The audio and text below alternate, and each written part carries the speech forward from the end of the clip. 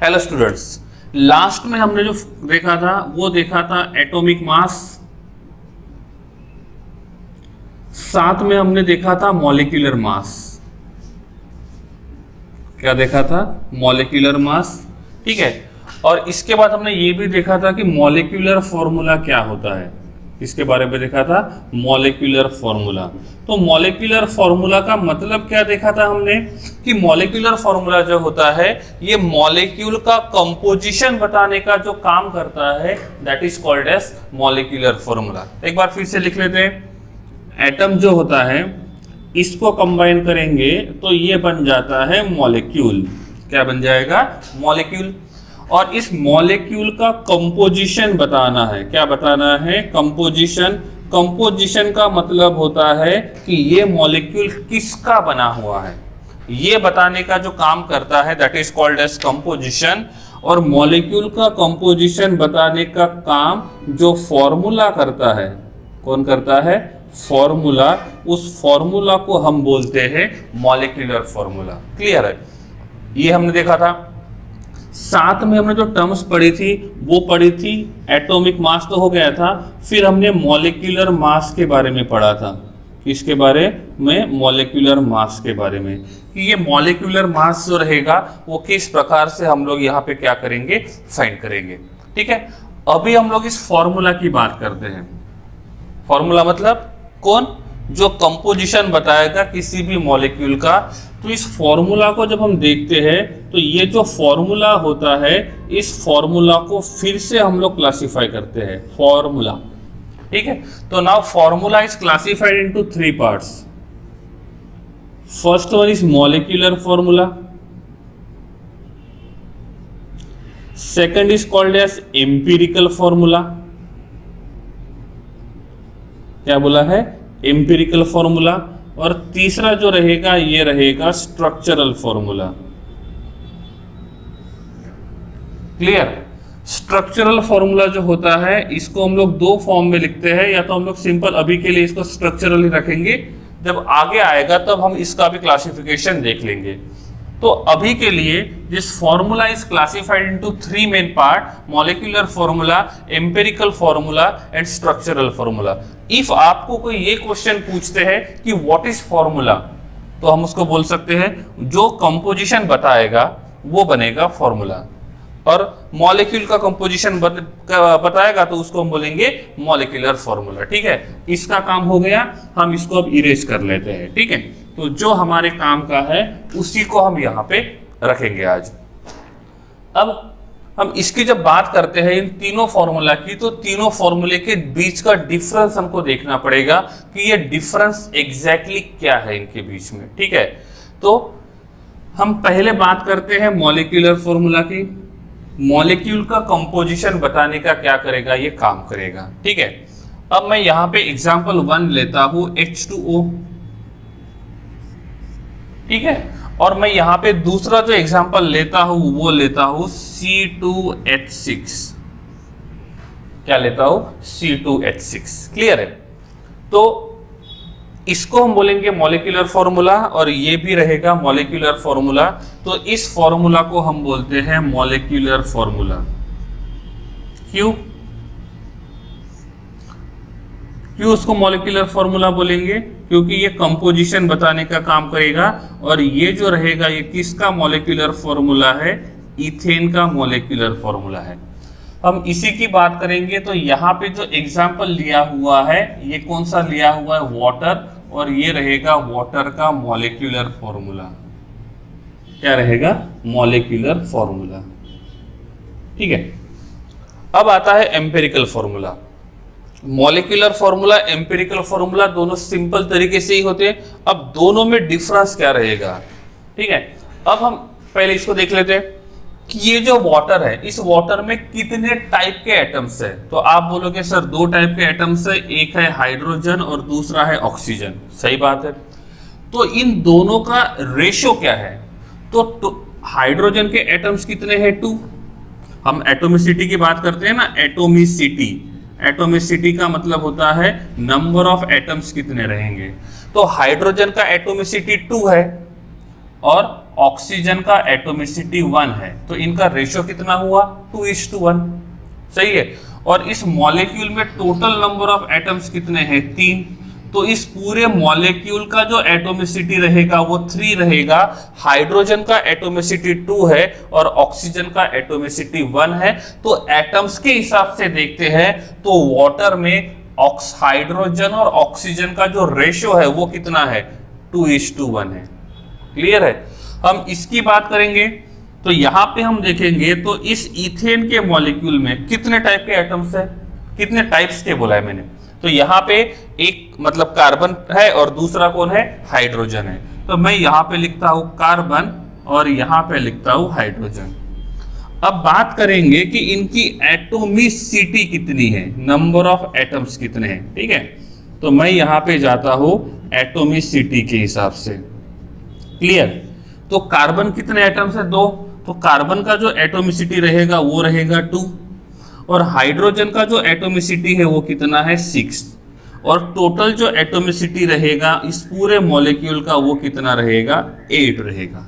Clear. तो ethane molecule का total atomicity 8 है, मतलब टोटल नंबर ऑफ एटम्स रहेंगे 8, उनमें से कार्बन के 2 एटम्स है और हाइड्रोजन के 6 एटम्स है। तो अभी कार्बन और हाइड्रोजन का रेशियो कितना है 2:6। इफ हम 2:6 को सिंपल फॉर्म में करेंगे तो क्या बन जाएगा 1:3, सही है ना, क्या रहेगा 1:3। क्लियर है। तो मॉलिक्यूलर फॉर्मूला नॉर्मली लिखेंगे और मॉलिक्यूलर फॉर्मूला में को हम लोग सिंपल रेशियो में जब लिखेंगे, क्या करेंगे सिंपल रेशियो में जब लिखते हैं तो वो मॉलिक्यूलर फॉर्मूला जो रहेगा वो बन जाएगा एम्पिरिकल फॉर्मूला। क्या बन जाएगा एम्पिरिकल फॉर्मूला। ठीक है। तो यहां पे अभी जो रेशियो है वो कितना है 2:1। इसको और सिंप्लीफाई करेंगे तो भी यह कितना रहेगा 2:1। यहां पे कुछ फर्क पड़ने वाला नहीं है। लेकिन यहां पे इथेन में देखेंगे तो कार्बन हाइड्रोजन इन दोनों का जो रेशियो है वो कितना है 2:6। लेकिन जब इस रेशियो को सिंपल करेंगे और सिंपल रेशियो में कन्वर्ट करेंगे तो दैट रेशियो विल बी 1:3। सही है ना। तो यहां पे कार्बन हाइड्रोजन का रेशियो 2:6 भी होता है और 1:3 भी होता है। 2:6 नॉर्मल रहेगा और उसको सिंपल रेशियो में कन्वर्ट करेंगे तो कितना रहेगा 1:3 रहेगा। क्लियर। तो मॉलिक्यूलर फॉर्मूला में एटम्स का जब सिंपल रेशियो लेते हैं, सिंपल रेशियो जो रहेगा वो किसका रहेगा एटम्स का। तो एटम्स का सिंपल रेशियो लेने के बाद जो फॉर्मूला बनता है that is called as empirical formula. अब मैं यहां पे बात करता हूं इसकी इथेन की। तो इथेन का मॉलिक्यूलर फॉर्मूला क्या है C2H6। तो इसका एम्पिरिकल फॉर्मूला बन जाएगा CH3/2। ठीक है। अब देखो इस 2 को हम लोग इससे मल्टीप्लाई करेंगे तो ये बन जाएगा C2। ये मैंने कल बताया था आपको कि जो ब्रैकेट के बाहर नीचे लिखा होता है उससे हम इन दोनों को मल्टीप्लाई करेंगे तो ये बन जाएगा C2 और ये रहेगा H6। तो ये बन जाएगा उसका एम्पिरिकल फॉर्मूला। ठीक है, सॉरी मॉलिक्यूलर फॉर्मूला। ये मॉलिक्यूलर फॉर्मूला है, ये एम्पिरिकल फॉर्मूला है। ठीक है। तो एम्पिरिकल फॉर्मूला में क्या किया हमने इसको सिंपल रेशियो में लिखा। यहां पे इनका रेशियो कितना है 1:3 और यहां पे इनका रेशियो कितना है 2:6। तो ये होता है एम्पिरिकल फॉर्मूला और मॉलिक्यूलर फॉर्मूला। मैं आपको दूसरा एग्जांपल यहां पे लिखता हूं C2H4। क्या लिखता हूं C2H4। अब मुझे C2H4 का मॉलिक्यूलर फॉर्मूला लिखना है तो उसका मॉलिक्यूलर फॉर्मूला क्या रहेगा C2H4 ही रहेगा, जिसको हम लोग मॉलिक्यूलर फॉर्मूला बोलेंगे। क्या बोलेंगे मॉलिक्यूलर फॉर्मूला। अब इसका एम्पिरिकल फॉर्मूला बनाना है तो अभी इनका रेशियो कितना है 2:4। क्या मैं इसको और सिंपल कर सकता हूं? हाँ कर सकते हैं। और सिंपल करने के बाद बनेगा 1:2। क्या बन जाएगा 1:2। तो इनको यहां से यहां पे लेके आएंगे तो ये CH2 जो रहेगा ये बन जाएगा इसका एम्पिरिकल फॉर्मूला। जैसे यहाँ पे क्या बन गया था, CH3 बन गया था, तो CH3 को हम बोलेंगे एम्पिरिकल फॉर्मूला और C2H6 को बोलेंगे हम लोग मॉलिक्यूलर फॉर्मूला। नहीं समझा? क्लियर? तो C2H6 जो रहेगा वो किसका, C2H4 जो रहेगा वो मॉलिक्यूलर फॉर्मूला का काम करेगा, जहां पे रेशियो कितना है 2:4। इस 2:4 को और सिंपल कर सकते हैं और कहां तक लेके आ सकते हैं, 1:2 तक। तो जब ये 1:2 बन जाएगा तो इसका फॉर्मूला रहेगा CH2। तो CH2 जो रहेगा वो किसका काम करेगा, एम्पिरिकल फॉर्मूला का काम करेगा। क्या करेगा, एम्पिरिकल फॉर्मूला का काम करेगा। एक और C2H2, ठीक है। अब हमको देखना है कि इनका अभी का रेशो क्या है। अभी का रेशो क्या रहेगा, 2:2 एटम्स के हिसाब से। तो इसको हम क्या बोलेंगे, यहाँ पे ये C2H2 जो रहेगा वो बनना चाहिए मॉलिक्यूलर फॉर्मूला। जो गिवन है वो मॉलिक्यूलर फॉर्मूला। क्या मैं 2:2 को और सिंपल फॉर्म में ला सकता हूं? हाँ, ला सकते हैं। जब सिंपल फॉर्म में लाएंगे तो ये बन जाएगा 1:1। इसका मतलब कार्बन रहेगा 1 और हाइड्रोजन रहेगा 1। तो इसको हम लोग क्या बोलेंगे, एम्पिरिकल फॉर्मूला। क्या बोलेंगे, एम्पिरिकल फॉर्मूला। तो आपको जो फॉर्मूला दिया हुआ है, जो मॉलिक्यूलर फॉर्मूला दिया हुआ है, उसमें उनके नंबर ऑफ एटम्स को आप सिंपल रेशियो में कन्वर्ट करो और सिंपल रेशियो में कन्वर्ट करने के बाद जो फॉर्मूला बनेगा that is called as empirical formula. Clear है? तो ये होता है इन दोनों के बीच का डिफरेंस, एम्पिरिकल फॉर्मूला और मॉलिक्यूलर फॉर्मूला। अब मैं यहाँ पे एक नेक्स्ट एग्जांपल जो लेता हूं और यहाँ पे हमने लिखा है CH4 को। किसको लिखा हुआ है, CH4 को। तो CH4 जो रहेगा, इनका अभी का रेशो क्या है, 1:4। तो 1:4 वाला जो कंपाउंड रहेगा ये बन जाएगा इसका मॉलिक्यूलर फॉर्मूला। क्या मैं 1:4 को और सिंपल कर सकता हूं? नहीं कर सकते।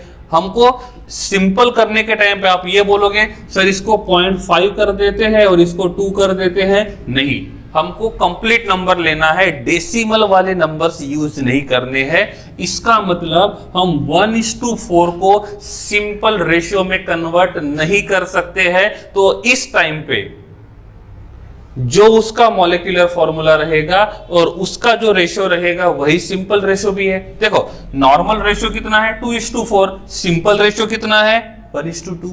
तो 1:2 वाला जो मॉलिक्यूल रहेगा वो बन जाएगा एम्पिरिकल फॉर्मूला और नॉर्मल रेशियो रहेगा वो मॉलिक्यूलर फॉर्मूला। इसमें देखो नॉर्मल रेशियो कितना है, 2:2। ये नॉर्मल है ना, जो गिवन है, तो वो बन जाएगा मॉलिक्यूलर फॉर्मूला। क्या मैं 2:2 को और सिंपल कर सकता हूं? हाँ, कर सकते हैं। और ये बन जाएगा 1:1। तो ये कार्बन रहेगा 1, हाइड्रोजन रहेगा 1, तो ये बन जाएगा CH और इस CH को हम बोलते हैं एम्पिरिकल फॉर्मूला, जिसमें कार्बन 1 रहेगा और हाइड्रोजन 2 रहेंगे। ठीक है? नहीं समझा? अब हम लोग CH4 में देखेंगे। अब देखो, इसमें मॉलिक्यूलर फॉर्मूला अलग है, एम्पिरिकल फॉर्मूला अलग है। यहाँ पे मॉलिक्यूलर फॉर्मूला C2H4 है और एम्पिरिकल फॉर्मूला CH2 है।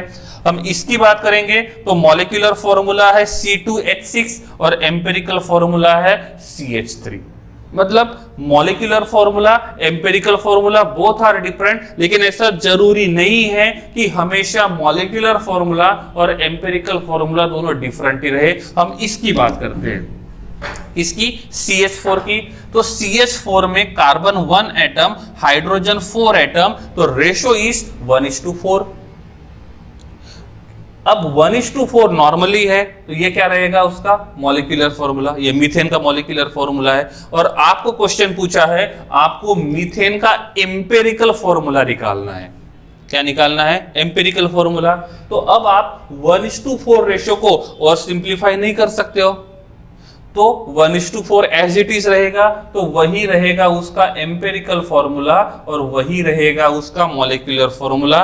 तो जिस मॉलिक्यूल के एटम्स के नंबर को, रिपीट कर रहा हूं, जिस मॉलिक्यूल के एटम्स के नंबर को सिंपल फॉर्म में, सिंपल रेशो में नहीं लेके आ सकते हैं, उसके लिए जो मॉलिक्यूलर फॉर्मूला रहेगा वही उसका एम्पिरिकल फॉर्मूला रहेगा। अब नेक्स्ट एग्जांपल में यहां पे लेके चलता हूं और यहां पे लिखा मैंने वाटर। अब रही बात वाटर की, तो इसका आपको मॉलिक्यूलर फॉर्मूला पता ही है, तो हम यहाँ पे इसका मॉलिक्यूलर फॉर्मूला लिखेंगे H2O।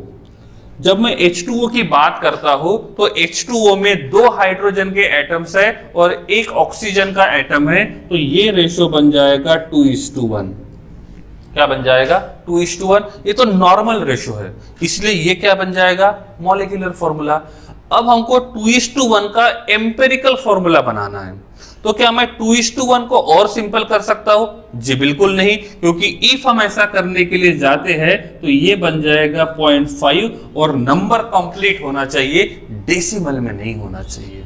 सही है, लेकिन ये डेसिमल में आ गया जो कि पॉसिबल नहीं है। इसका मतलब H2O में नॉर्मली भी रेशियो होता है 2:1 और सिंपल रेशियो में भी होता है 2:1। इसका मतलब इस वाटर के नंबर ऑफ एटम्स को हम सिंपल रेशियो में कन्वर्ट नहीं कर सकते हैं, और इसीलिए जो रहेगा मॉलिक्यूलर फॉर्मूला वही रहेगा एम्पिरिकल फॉर्मूला। सिंपल है। अब हम नेक्स्ट एग्जांपल देते हैं, और यहां पे मैंने जो एग्जांपल लिया हुआ है ये एग्जांपल है N2O4, या तो मैं यहां पे लिखता हूं डाई नाइट्रोजन टेट्रा ऑक्साइड। क्या रहेगा? Tetra oxide. क्लियर?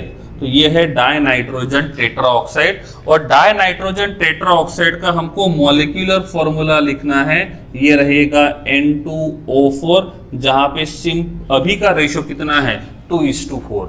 सही है, तो यहां पे नाइट्रोजन और ऑक्सीजन के एटम्स का अब रेशियो कितना है? 2:1 है। क्या मैं इस 2:1 को और सिंपल कर सकता हूं? हाँ बिल्कुल कर सकते हैं, और ये बन जाएगा 1:2।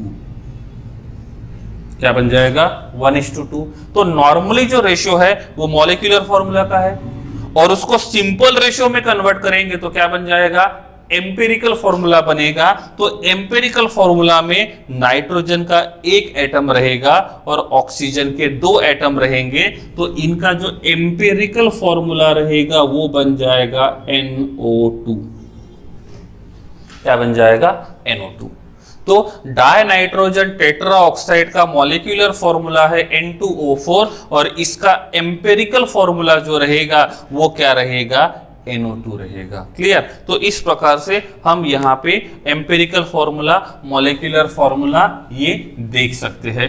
अभी तक हम लोग स्ट्रक्चरल फॉर्मूला की तरफ गए नहीं हैं, क्योंकि स्ट्रक्चरल फॉर्मूला पढ़ने के लिए हमको कुछ कंसेप्ट की जरूरत पड़ेगी, जैसे उनका वैलेंसी कितना होता है, वो कितने बॉन्ड बना सकते हैं, किसके साथ कितने बॉन्ड बना सकते हैं, और इसीलिए हम इस कंसेप्ट को अभी नहीं देखेंगे।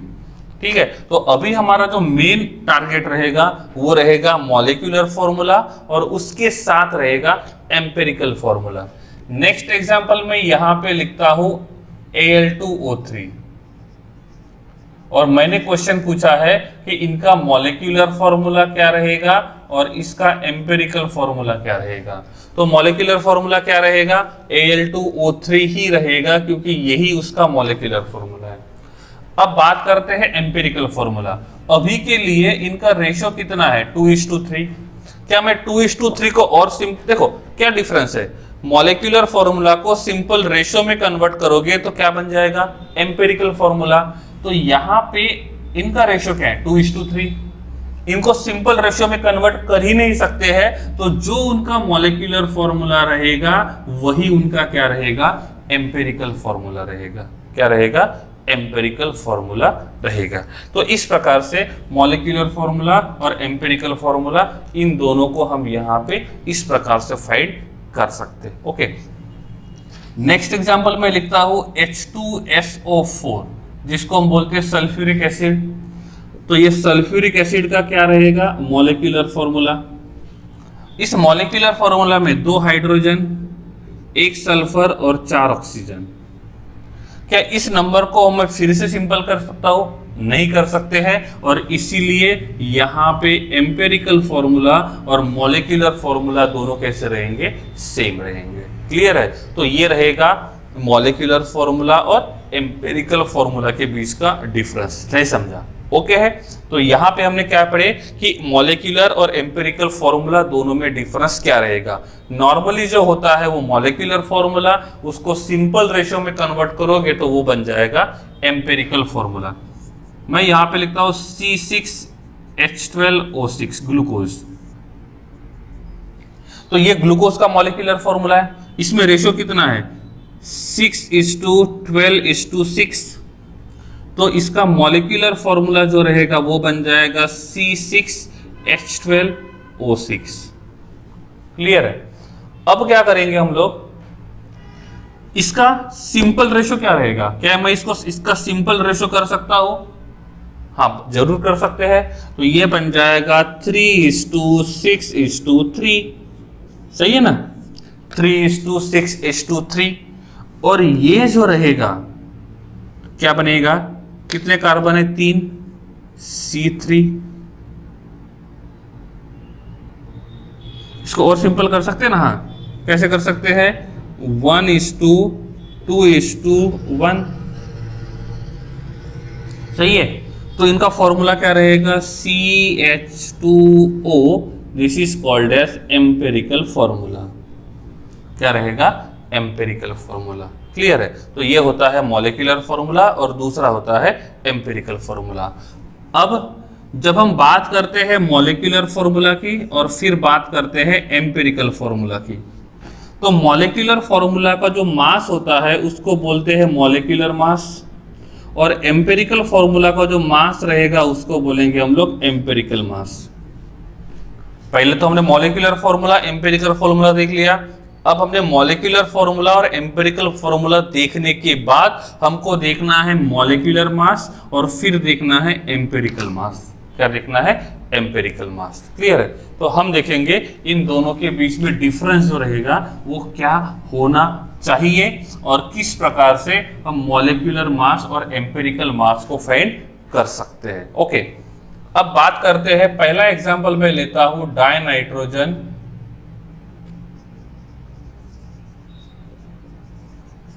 टेट्रा ऑक्साइड का। इसका एग्जांपल लिया डाइनाइट्रोजन टेट्रा ऑक्साइड। तो इनका मॉलिक्यूलर फॉर्मूला क्या है? मॉलिक्यूलर फॉर्मूला है N2O4। कल मैंने आपको मॉलिक्यूलर मास फाइंड कैसे करते हैं वो बताया था। तो इसका मॉलिक्यूलर मास क्या रहेगा? इक्वल्स टू कितने टाइप के एटम्स है? 2। नाइट्रोजन के 2 एटम, ऑक्सीजन के 4 एटम। तो ये बन जाएगा 2 × नाइट्रोजन प्लस 4 × ऑक्सीजन। पिछले वीडियो में मैंने स्टेप 1, स्टेप 2, स्टेप 3 3 स्टेप में बताया था कि किस प्रकार से मॉलिक्यूलर मास को फाइंड करते हैं। जब मॉलिक्यूलर फॉर्मूला से मास फाइंड करेंगे तो वो मॉलिक्यूलर मास, और उसी प्रकार से जब एम्पेरिकल फॉर्मूला का मास फाइंड करेंगे तो वो क्या बन जाएगा? एम्पेरिकल फॉर्मूला बन जाएगा। तो अब क्या होगा? हम बात करेंगे nitrogen, atomic number 7, atomic mass number 14। हम ऑक्सीजन की बात करेंगे, oxygen atomic number 8, atomic mass number 16।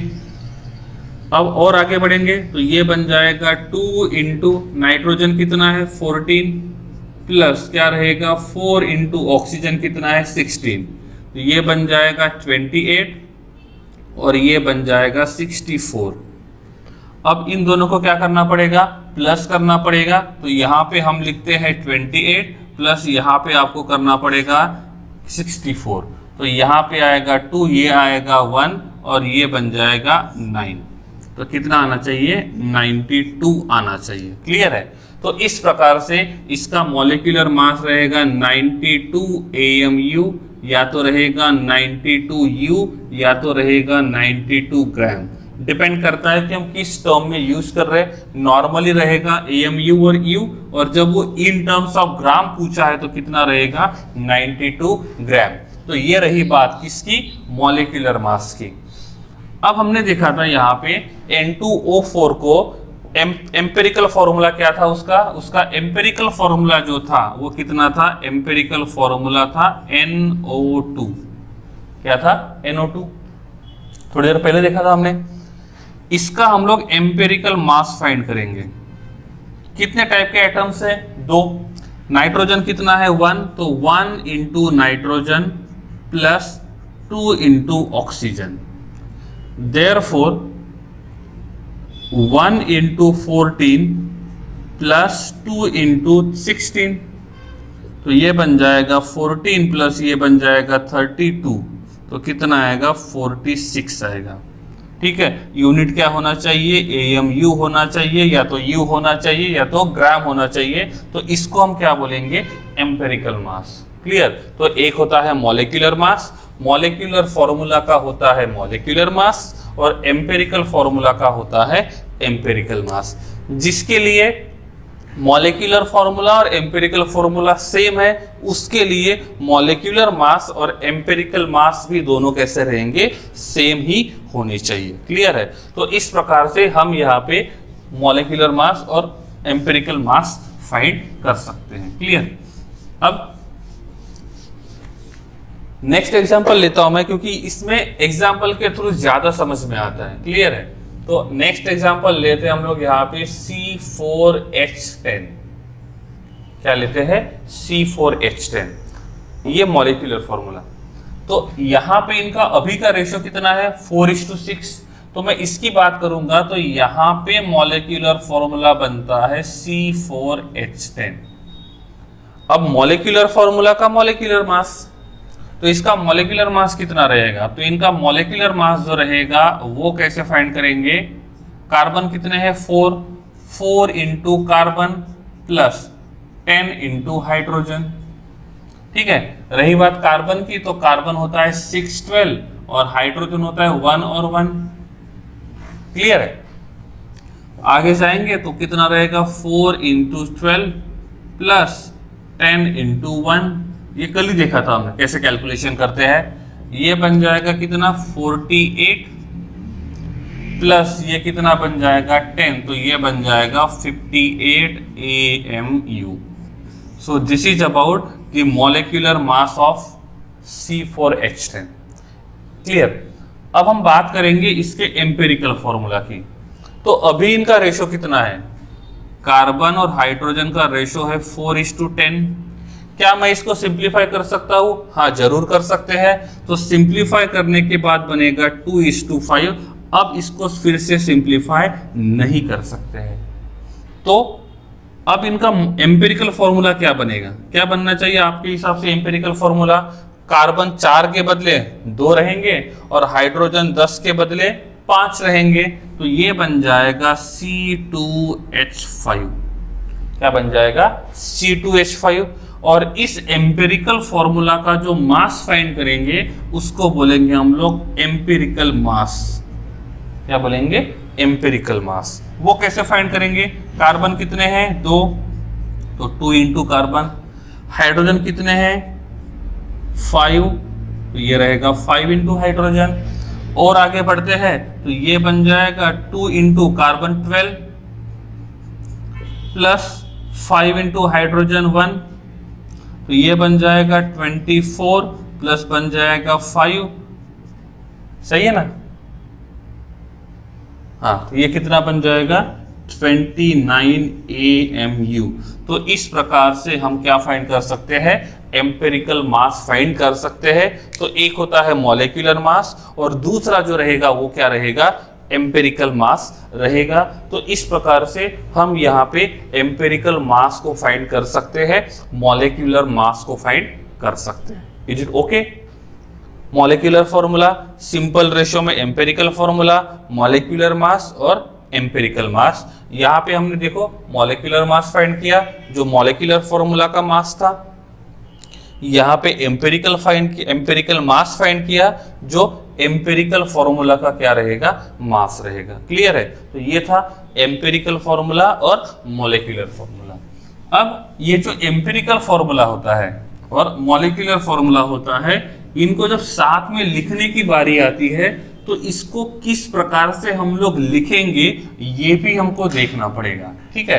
तो इनको लिखने के टाइम पे ऐसा लिखते हैं कि जब भी हमको किसी कंपाउंड का मॉलिक्यूलर फॉर्मूला डिराइव करना है तो उसके लिए फॉर्मूला आता है empirical formula multiplied by n। तो n से हम लोग क्या करेंगे, इसको मल्टीप्लाई करेंगे। अब ये n जो रहेगा वो कहां से मिलेगा, पहली बात तो हमको ये पता होना चाहिए कि ये n जो रहेगा ये कहाँ से मिलेगा, तो n का फॉर्मूला होता है molecular mass divided by empirical mass, यहां से मिलेगा n, और इस n को यहां पुट करोगे तो एम्पिरिकल मास से एम्पिरिकल फॉर्मूला से मॉलिक्यूलर फॉर्मूला हम लोग बना सकते हैं। क्लियर है? ठीक है, नहीं समझा? अब एक क्वेश्चन देखते हैं, उससे समझ में आ जाएगा कि हमको एग्जैक्टली देखना क्या है। अब मैं बोलता हूं कि मेरे पास एक कंपाउंड है, हाइड्रोकार्बन है। क्या है? हाइड्रोकार्बन। मतलब वो मॉलिक्यूल जो रहेगा वो हाइड्रोजन और कार्बन इन दोनों का ही बना हुआ है। किसका किसका? कार्बन और हाइड्रोजन इन दोनों का ही बना हुआ है। और मैंने बोला है कि उसका एम्पिरिकल फॉर्मूला जो है वो है CH3। क्या है? CH3। और उसका मॉलिक्यूलर मास जो है वो है 30 AMU। क्या है? 30 AMU। और मैंने आपको क्वेश्चन पूछा है कि उसका मॉलिक्यूलर फॉर्मूला क्या रहेगा। ठीक है, क्वेश्चन को फिर से रिपीट करता हूं एक बार मैं। हमारे पास एक कंपाउंड है, वो हाइड्रोकार्बन है। हाइड्रोकार्बन का मतलब होता है वो हाइड्रोजन और कार्बन, मतलब हमारे पास कार्बन होना चाहिए और हाइड्रोजन होना चाहिए, बस उसके अलावा तीसरा एटम नहीं है। तो हाइड्रोकार्बन है। उस हाइड्रोकार्बन का एम्पिरिकल फॉर्मूला दिया हुआ है। एम्पिरिकल फॉर्मूला कितना है? CH3। सिंपल रेशियो में है ना। अब इन देखो, इनका रेशियो कितना है? 1:3। तो इस 1:3 को फिर से सिंप्लीफाई नहीं कर सकते हैं। इसका मतलब ये क्या होना चाहिए? एम्पिरिकल फॉर्मूला होना चाहिए। अब ये जो एम्पिरिकल फॉर्मूला है, इस एम्पिरिकल फॉर्मूला के साथ उन्होंने मॉलिक्यूलर मास दिया हुआ है। मॉलिक्यूलर मास कितना है? 30 AMU। और क्वेश्चन क्या पूछा है? उसका मॉलिक्यूलर फॉर्मूला क्या होना चाहिए। ठीक है, तो सबसे पहले मॉलिक्यूलर फॉर्मूला फाइंड करने के लिए एम्पिरिकल फॉर्मूला पता होना चाहिए, जो कि है। लेकिन एम्पिरिकल फॉर्मूला के साथ n का वैल्यू पता होना चाहिए, तो n का वैल्यू हमारे पास नहीं है। तो सबसे पहले हम लोग n का वैल्यू फाइंड करेंगे। अब n का वैल्यू फाइंड करना है तो फॉर्मूला क्या रहेगा? n equals to molecular mass divided by empirical mass.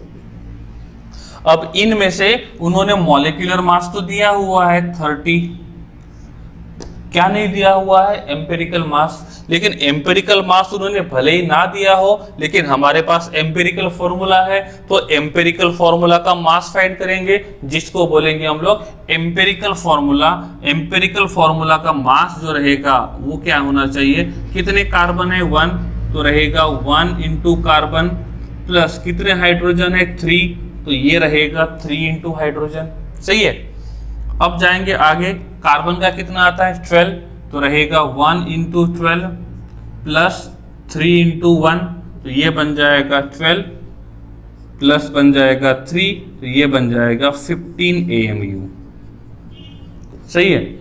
अब आप बोलोगे सर n का वैल्यू फाइंड करना है, एम्पिरिकल मास मॉलिक्यूलर मास दोनों होने चाहिए। मॉलिक्यूलर मास दिया था, एम्पिरिकल फॉर्मूला दिया था, तो एम्पिरिकल फॉर्मूला से एम्पिरिकल मास फाइंड किया, हो गया। तो एम्पिरिकल मास कितना मिला? 15 मिला। तो 30 डिवाइडेड बाय 15 तो कितना आएगा? 2 आएगा। इसका मतलब यहां पे जो n का वैल्यू रहेगा वो कितना रहेगा? 2 रहेगा। क्लियर है। तो अब क्या होना चाहिए? मॉलिक्यूलर फॉर्मूला फाइंड करना है। क्या फाइंड करना है? Molecular formula. ठीक है, तो उसके लिए फॉर्मूला क्या है? एम्पिरिकल फॉर्मूला कितना है? Empirical formula CH4, sorry, empirical formula क्या है? CH3। ब्रैकेट के बाहर n का वैल्यू कितना है? 2, तो ये बन जाएगा CH3/2। सही है, ओके है। तो ये जो 2 रहेगा, ये 2 किसके लिए रहेगा? ब्रैकेट के बाहर लिखा हुआ है, तो ये जो 2 रहेगा वो हाइड्रोजन के लिए भी रहेगा और कार्बन के लिए भी रहेगा। तो आगे हम जाते हैं, तो ये बन जाएंगे C2H6। तो ये C2H6 जो रहेगा ये बन जाएगा मॉलिक्यूलर फॉर्मूला। क्या बन जाएगा? Molecular formula. अब यही मॉलिक्यूलर फॉर्मूला बनेगा कि नहीं बनेगा, ये क्रॉस वेरीफाई कर सकते हैं मॉलिक्यूलर मास से। तो इसका मॉलिक्यूलर मास फाइंड करेंगे तो रहेगा 2 into carbon plus 6 into hydrogen, तो ये रहेगा 2 इंटू 12 प्लस रहेगा 6 इंटू 1, तो ये बन जाएगा 24 प्लस बन जाएगा 6, तो कितना आएगा 30। इसका मतलब जो डेटा गिवन था उसके हिसाब से हमने जो आंसर निकाला है वो एकदम सही है। ठीक है, तो क्वेश्चन, ये दो फॉर्मूले आपको याद रखना है। क्वेश्चन इस प्रकार से दिया था और इस प्रकार से हमने उसका मॉलिक्यूलर फॉर्मूला क्या कर लिया है, फाइंड कर लिया है। ठीक है, तो इस प्रकार से हम किसी का भी एम्पिरिकल फॉर्मूला और मॉलिक्यूलर फॉर्मूला जो रहेगा वो इस प्रकार से हम लोग क्या कर सकते हैं, यहाँ पे फाइंड कर सकते हैं। ठीक है, नहीं समझा, क्लियर है? तो ये रहेगा किसके बीच का डिफरेंस, एम्पिरिकल फॉर्मूला और मॉलिक्यूलर फॉर्मूला के बीच का डिफरेंस।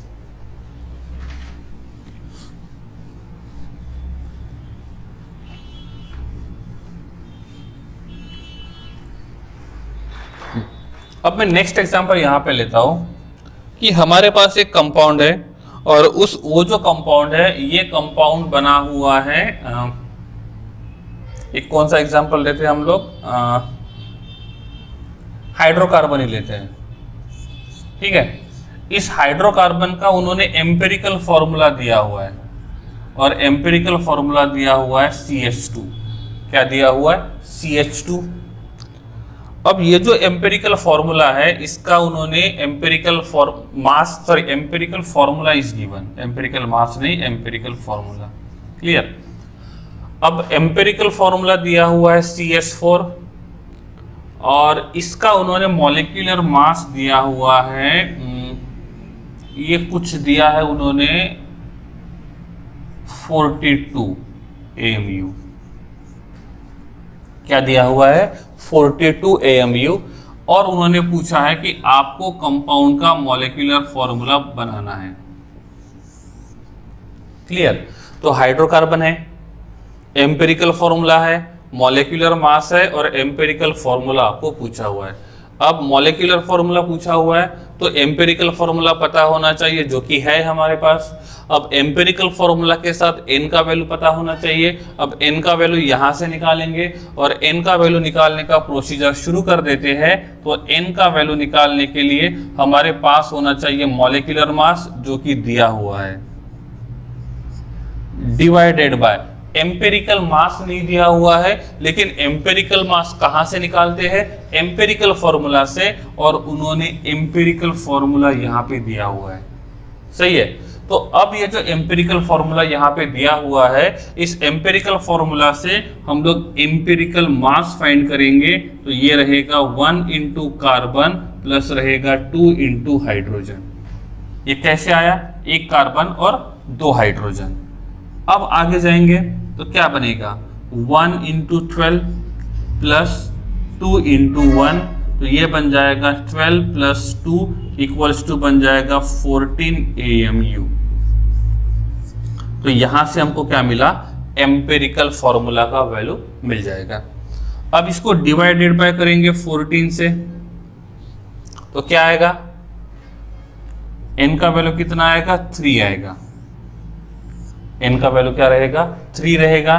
तो इसका मॉलिक्यूलर फॉर्मूला क्या होना चाहिए, मॉलिक्यूलर फॉर्मूला होना चाहिए CH2 मल्टीप्लाइड बाय n।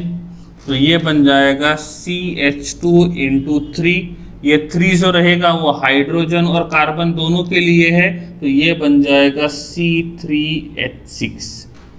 क्या बन जाएगा, C3H6। तो इस प्रकार से जो डेटा गिवन था उस डेटा से हम लोग क्या कर सकते हैं, मॉलिक्यूलर फॉर्मूला फाइंड कर सकते हैं। तो इस प्रकार से यहाँ पे जो हाइड्रोकार्बन पूछा गया था, जिसका मॉलिक्यूलर मास दिया था, एम्पिरिकल फॉर्मूला दिया था और मॉलिक्यूलर फॉर्मूला फाइंड करने के बारे में पूछा था, तो उसका जो मॉलिक्यूलर फॉर्मूला रहेगा वो कितना रहेगा, C3H6 इतना होना चाहिए उसका मॉलिक्यूलर फॉर्मूला। ठीक है, तो इस प्रकार से हमने यहाँ पे क्या कर लिया है, मॉलिक्यूलर फॉर्मूला और फाइंड कर लिया है। ठीक है, अब मैं इसमें बात करता हूं कि हमारे पास है एक कार्बन हाइड्रोजन ऑक्सीजन से बना हुआ मॉलिक्यूल। कौन? कार्बन, ऑक्सीजन और हाइड्रोजन से बना हुआ मॉलिक्यूल, और इसका नॉर्मल मॉलिक्यूलर फॉर्मूला है C6H12 और O6। ठीक है, C6H12O6। तो आपको इसका एम्पिरिकल फॉर्मूला बनाना है। क्या बनाना है? Empirical formula. तो अभी इनका रेशो क्या है? 6:12:6। सिंपल रेशो क्या रहेगा? ये रहेगा 1:2:1। तो उस टाइम पे जो फॉर्मूला रहेगा ये रहेगा CH2O। क्या रहेगा? CH2O। और CH2O के नीचे क्या होना चाहिए? N होना चाहिए। मतलब एम्पिरिकल फॉर्मूला के नीचे हमेशा क्या होता है? N होता है। अब आप यहाँ पे N कैसे फाइंड करोगे? तो N फाइंड करने के लिए हमारे पास क्या फॉर्मूला है? N फाइंड करने के लिए मॉलिक्यूलर मास और एम्पिरिकल मास होना चाहिए। तो आप क्या करोगे? इसका मॉलिक्यूलर मास फाइंड करोगे, इसका मॉलिक्यूलर मास फाइंड करोगे, और यहां से हम क्या करेंगे? N का वैल्यू क्या करेंगे? यहाँ पे फाइंड करेंगे। ठीक है, तो इस प्रकार से हम एम्पिरिकल फॉर्मूला और मॉलिक्यूलर फॉर्मूला, एम्पिरिकल मास और मॉलिक्यूलर मास क्या कर सकते हैं? कैलकुलेट कर सकते हैं। इसके लिए मॉलिक्यूलर मास कितना आएगा? किसका है? C6H12O6। 6 into carbon plus 12 into hydrogen plus 6 into oxygen. Clear है? आगे लेके जाएंगे तो ये बन जाएगा 6 into 12 plus 12 into 1 plus 6 into 16। सही है? इसको सॉल्व करेंगे तो अब क्या होगा? इसको मैं यहाँ इधर लिखते हैं, इधर कंटिन्यू करते हैं। तो 12 6 जा फाइंड करना पड़ेगा। 12 5 जा कितना आता है? 60। तो 12 6 जा रहेगा 72। क्लियर है? फिर रहेगा 12, फिर क्या करना पड़ेगा? 16 मल्टीप्लाइड बाय 6। तो 16 को हम लोग 6 से मल्टीप्लाई करेंगे तो पहले आएगा कितना? 80 आएगा, प्लस 16 करेंगे तो 96 आएगा। क्लियर हो गया? अब इनको प्लस करेंगे तो 6 + 2 + 2 0, कैरी 1, ये 10 और ये हो गया, तो ये बन जाएगा 180। कितना रहेगा? 180 AMU। ठीक है, तो N का वैल्यू फाइंड करने के लिए मॉलिक्यूलर मास होना चाहिए। तो यहाँ पे जो मॉलिक्यूलर मास है वो कितना है? 180 है। क्लियर? अब हमको फाइंड क्या करना पड़ेगा? एम्पिरिकल मास। तो एम्पिरिकल मास किससे फाइंड करेंगे? CH2O से। क्लियर? तो कार्बन कितना है? 1 है। कार्बन कितना है? 1। तो ये बन जाएगा 1 × 12, डायरेक्ट फाइंड कर रहा हूँ। ये बन जाएगा 2 × 1 प्लस बन जाएगा 1 × 16। ये बन जाएगा 12 + 2 + 16। क्लियर है? तो कितना बन जाएगा? 30, सॉरी, कितना बन जाएगा? 30 AMU। ठीक है, तो डिवाइडेड बाय क्या करेंगे? 30 करेंगे। सही है? अब डिवाइडेड बाय 30 करेंगे तो N का वैल्यू जो रहेगा वो कितना आएगा? 6 आएगा। तो N का वैल्यू क्या होना चाहिए? 6 होना चाहिए। तो हम इसको लिखेंगे CH2O/6। क्या लिखेंगे? CH2O/6। और इस प्रकार से मॉलिक्यूलर फॉर्मूला और एम्पिरिकल फॉर्मूला के बारे में हम यहाँ पे लिख सकते हैं। क्लियर है? अब इतने सारे हमने एग्जांपल देखे, किससे? ओनली मॉलिक्यूलर फॉर्मूला और एम्पिरिकल फॉर्मूला से ही। ठीक है, अब ये जो एम्पिरिकल फॉर्मूला है, तो यहाँ पे हमने एम्पिरिकल फॉर्मूला से मॉलिक्यूलर फॉर्मूला फाइंड किया है, और साथ में ये 2 फॉर्मूलेज भी हमने यहाँ पे देख लिए। ठीक है, तो इस वीडियो में हम लोग इतना ही पढ़ेंगे। इसी टॉपिक को आगे हम लोग और नेक्स्ट वीडियो में पढ़ेंगे। Okay, thank you.